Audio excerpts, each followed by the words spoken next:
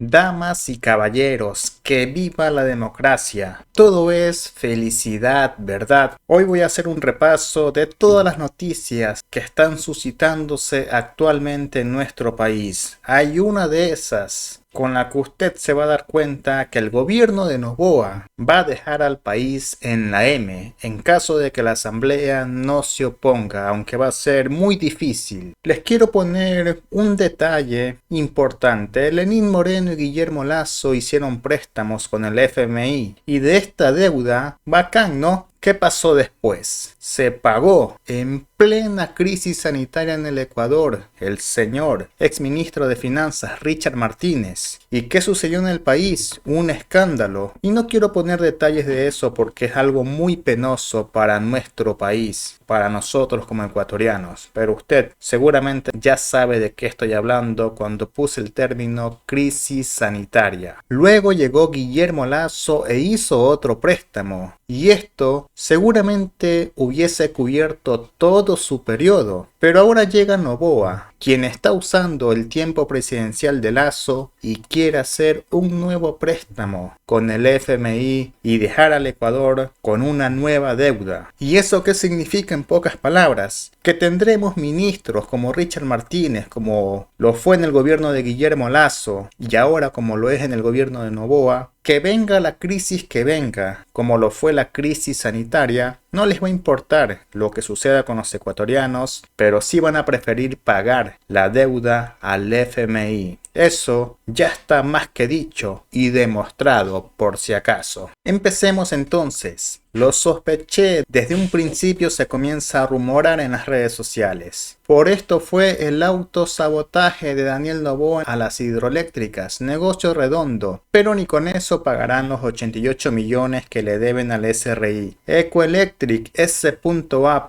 venderá energía eléctrica a Ecuador. En esta crisis, empresa de propiedad de su tía Isabel Noboa Pontón. Todo quedará en familia, dice. Y atención con la noticia que fue la entrada de este video. Según datos de Finanzas GC, la deuda de Ecuador con el FMI a 31 de enero de 2024 ascendía a 7.949 millones. Ojo con ese dato. Hagamos un redondeo. 8.000 millones, ¿ok?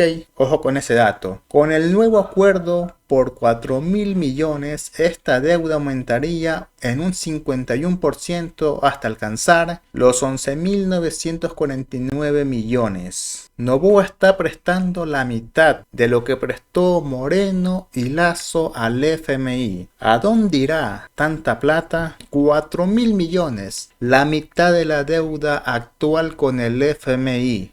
El FMI se convierte en el mayor acreedor del Ecuador en cuanto a organismos multilaterales. En segundo lugar está el BID, cuya deuda sobrepasa los 8.000 millones. El acuerdo con el FMI representa el cuarto desde 2016. En el caso de ser ejecutado se convertirá en el segundo más alto en la historia del país, solo por detrás del desembolso registrado en 2020 de 6.151 millones. Este 25 de abril de 2024, Ecuador alcanzó un acuerdo técnico con el FMI que le permitiría al país acceder a 4.000 millones. Con este convenio, sujeto a la aprobación del directorio del FMI, el gobierno buscaría afrontar la difícil situación fiscal que atraviesa el país. El aumento del 51% de la deuda con el FMI dependerá del flujo de financiamiento del multilateral y del destino que el país haga de esos recursos, los cuales irían al pago de deuda. Como lo escuchó bien, al pago de deuda. O sea, el Ecuador se endeuda, pero no hay ningún beneficio para el pueblo, solo para pagar deuda. Ante esto, el expresidente Correa pronunció lo siguiente: la deuda con China en su punto máximo estuvo en alrededor de 8.000 millones de dólares, pero sembramos el país con obras. Ya podemos decir que Ecuador está entregado al FMI o estos calificativos solo funcionan con China. Es impreciso que la deuda con el FMI aumentara 51% porque esos 4.000 millones servirán para pagar deuda al propio FMI. en el bicicleteo económico de siempre. Y todo esto está ocurriendo mientras dicen que es culpa de Correa, que perdió Correa, que está derrotado Correa. Mientras la prensa bombardea con Correa, esto es lo que realmente está sucediendo en el país. Parece que la prensa, para tapar todas las sinvergüencerías de los gobiernos de derecha, va a usar siempre Rafael Correa. Porque caso contrario, los chanchullos de esta prensa y del gobierno, que son aliados, se destaparían. Pero parece que al Ecuador le gusta más escuchar Correa perdió 2-9, que es culpa de Correa, que Correa vació las hidroeléctricas con un balde de agua, que Correa no deja llover, que Correa se casó con Poli, que se casó con Fito, con Colón Pico, que tiene fotos con narcos, etc. La prensa actualmente ya sabe que eso es lo que le gusta a la mayoría de ecuatorianos y por ende sigue dándole a lo mismo y lo mismo y lo mismo. ¿Es que acaso el Ecuador necesita que llegue algo de la magnitud del feriado bancario para que recién reaccionemos? Por ejemplo, en los 7 años que te han hecho repetir culpa de Correa, Corchea, narco, ya te han quitado salud, educación, seguridad, un sueldo al año de impuesto a la renta, 3 puntos más de IVA, electricidad, ganas de vivir en este país. Felicidades, campeón, tú sí que la tienes clara. El doctor Pedro Granja: no hay luz en pleno siglo XXI y nos quieren hacer creer que la culpa es del pobre por encender un maldito foco. En lugar de invertir hace años en el plan maestro de electricidad, se dedicaron a robar y repartirse los hospitales y siguen siendo grandes políticos. PhD, como dicen los novoístas. Y lo estoy diciendo con sarcasmo porque sé que lo dije de una manera incorrecta, pero estoy hablando desde la lógica de ellos.